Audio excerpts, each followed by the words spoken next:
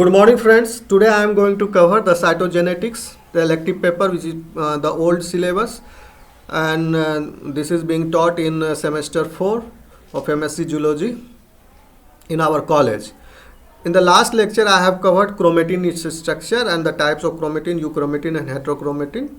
So now I am going to cover cell cycle, molecular events, and regulation of cell cycle. So to begin with, you can look into this picture, and simultaneously I am going to explain also these events. So by reviewing the stages of these eukaryotic cell cycles, I am presenting a summary of the current model, how the cell cycle is regulated, and briefly describing the key experimental systems that have provided revealing information about cell cycle regulation. As illustrated in figure, the cell cycle is divided into four major phases in cycling or replicating somatic cells. Chromosomes are replicated during the S synthesis phase. After progression through the G2 phase, cells begin the complicated process of mitosis, also called the M phase, which is divided into several stages. And in these stages, chromosomes condense during the prophase period of mitosis by tightly folding loops of the 30 nanometer chromatin fiber attached to the chromosome scaffold that I have already mentioned in the last class. In the chromatin structure, sister chromatids produced by the DNA replication during the S phase remain attached to the centromere and multiple points along their length and become aligned in the center of the cell during metaphase. During the anaphase, portions of mitosis, sister chromatids separate and move to opposite poles of the mitotic apparatus or spindle, segregating one of the two sister chromatids to each daughter cell. In most cells from higher eukaryotes, the nuclear envelope breaks down into multiple small vesicles early in mitosis and reforms around the segregated chromosomes as they decondense during telophase. The last mitotic stage. Telophase is the last mitotic stage. The physical division of the cytoplasm, called cytokinesis, then yields two daughter cells. The Golgi complex and endoplasmic reticulum also vesiculate during mitosis and reform in the two daughter cells after cell division. In yeast and other fungi, the nuclear envelope does not break down. In these organisms, the mitotic spindle forms within the nuclear envelope, which then pinches off, forming two nuclei at the time of cytokinesis. Following mitosis, cycling cells enter the G1 phase. The period before DNA synthesis is reinitiated in the S phase. In vertebrates and diploids, cells in G1 have a diploid number of chromosomes, that is 2n, one inherited from each parent. In haploid yeast, cells in G1 have one of each chromosome. Rapidly replicating human cells progress through the full cell cycle in about 24 hours. Mitosis takes around 30 minutes. G1 takes place around 9 hours. The S phase takes around 10 hours, and G2 phase takes around 4.5 hours. In contrast, the full cell cycle takes only 90 minutes in rapid growing cells, means growing yeast cells. Means in rapidly growing yeast cells, the whole full cycle takes only 90 minutes. Post-mitotic cells in multicellular organisms can exit the cell cycle and remain for days, weeks, or in some cases, example nerve cells and cells of the eye lens, even the lifetime of the organism without proliferating further. In most post-mitotic cells, invertebrates exit the cell cycle in G1, entering a phase called G0. And in G0, cells returning to the cell cycle enter into the S phase. This re-entry is regulated, thereby providing control of cell proliferation. Now I am going to discuss about the regulatory proteins, phosphorylation and degradation control passes through the cell cycle. As mentioned in the this introductory part, the complex macromolecular events of the eukaryotic cell cycle are regulated by a small number of heterodimeric protein kinases. The concentration of the regulatory subunits of these kinases is called cyclins. Okay, increase and decrease in phase with the cell cycle, and these cyclins control the increase and decrease in phase. Their catalytic subunits are called cyclin dependent kinases, that is CDKs, because they have no kinase activity unless they are associated with a cyclin. Each CDK catalytic subunit can associate with different cyclins, and the associated cyclin determines which protein are phosphorylated by CDK cyclin complex. In this figure, I have mentioned, this is the overview of eukaryotic cell cycle in 4 stages. So now I'll show you another picture. Here you can see the regulatory proteins, how the phosphorylation event controls the cell cycle.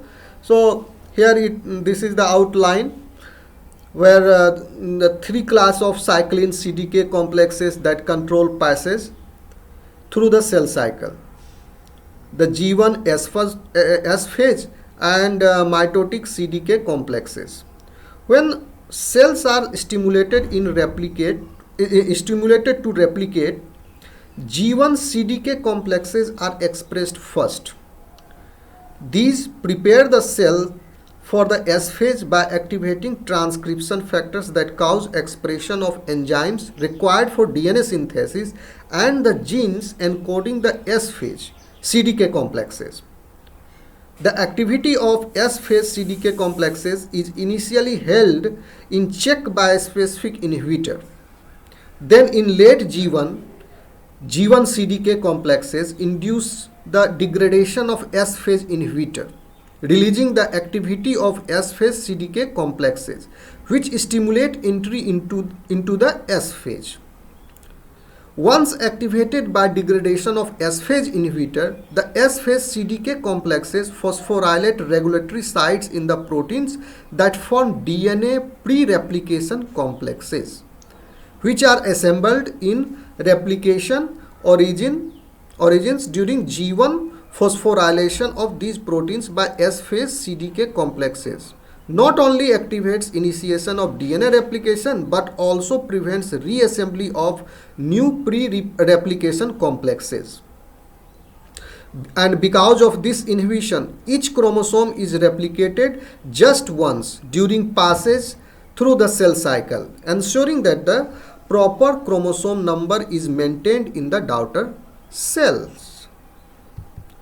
Mitotic CDK complexes are synthesized during the S phase and G2, but their activities are held in check until DNA synthesis is completed. Okay. Once activated, mitotic CDK complexes induce chromosome condensation, breakdown of the nuclear envelope, and assembly of the mitotic spindle apparatus, and alignment of condensed chromosomes at the metaphase plate. You can see in this picture, after the proper association of all chromosomes with spindle microtubules has occurred, the mitotic CDK complexes activate the anaphase promoting complex, in short form APC. This multi-protein complex directs the ubiquitin-mediated proteolysis of anaphase inhibitors, leading to inactivation of the protein complexes that connect sister chromatids at metaphase. Degradation of these inhibitors thus permit the onset of anaphase. during which sister chromatids segregate to opposite spindle poles. Later in anaphase, the APC also directs proteolytic degradation of the mitotic cyclins. Okay, and the resulting decrease in mitotic CDK activity permits the now separated chromosomes to decondense. Nuclear envelope to reform around daughter cell nuclei during telophase. And the cytoplasm to divide at cytokinesis. And the cytoplasm, here you can see then the cytoplasm to divide the at the cytokinesis, yielding the two daughter cells.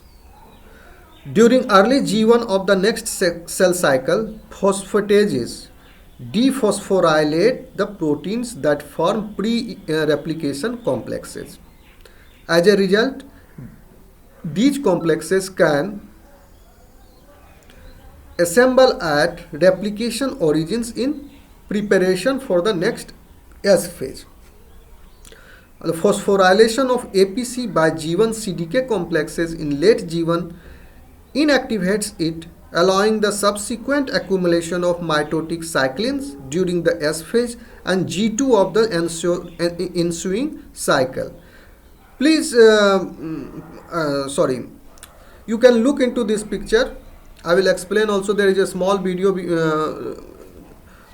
here also. There is a small video you can see in this video that passes through the cycle is controlled by G1 S phase and mitotic cyclin dependent kinases complex, that is the CDKCs, highlight in the green.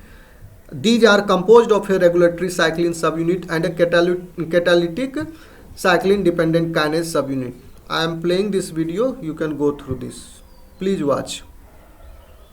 The eukaryotic cell cycle is tightly controlled by a small number of cyclin-dependent protein kinase complexes, CDK complexes for short. In early G1, DNA pre-replication complexes are dephosphorylated and they assemble onto chromosome replication origins.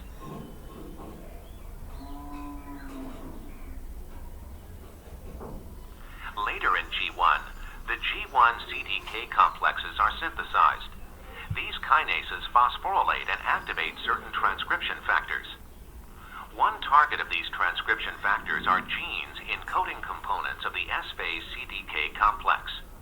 At this point, S-phase CDK function is blocked by a specific inhibitor.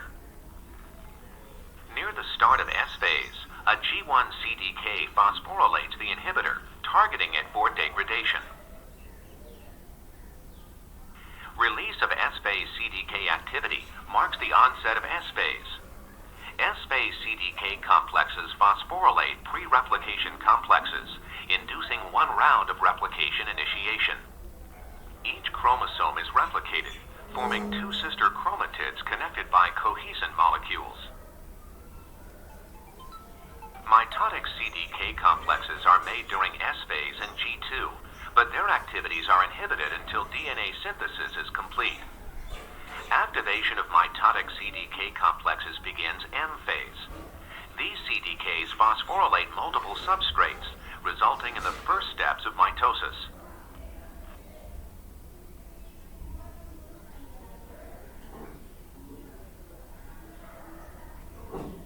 Next, the anaphase promoting complex, or APC, is activated. The APC targets cohesin regulators for degradation, allowing segregation of sister chromatids. Subsequently, APC also degrades mitotic CDK complexes, resulting in the final mitotic events. With cytokinesis, the cycle is complete.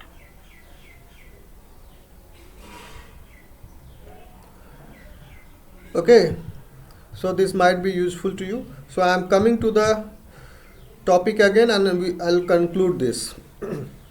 So as you have seen, during early G1 of the next cell cycle, phosphatases dephosphorylate the proteins that form pre-replication complexes. As a result, these complexes can assemble at replication origins in preparation for the next S phase. Phosphorylation of APC by APC यानी anaphase promoting complex, phosphorylation of APC by G1 CDK complexes in late G1 inactive head sheets, allowing the subsequent accumulation of mitotic cyclins during the S phase and G2 of the ensuing cycle. Passes through the three critical cell cycle transitions, that is G1 to S phase, yani metaphase, to anaphase, and anaphase to telophase, and cytokinesis is irreversible because these transitions are triggered by the regulated degradation of proteins. And irreversible, these are the irreversible processes. As a consequence, cells are forced to traverse the cell cycle in one direction only. In higher organisms, control of the cell cycle is achieved primarily by regulating the synthesis and activity of G1 CDK complexes. Extracellular growth factors called mitogens induce the synthesis of G1 CDK complexes, and the activity of these and other CDK complexes is regulated by phosphorylation at specific inhibitory and activating sites in the catalytic subunit. Once mitogens have acted for a sufficient period, the cell cycle continues through mitosis even when they are removed. The point in late G1 where passes through the cell cycle becomes independent of mitogens is called restriction point. You can look into this picture. This is the restriction point.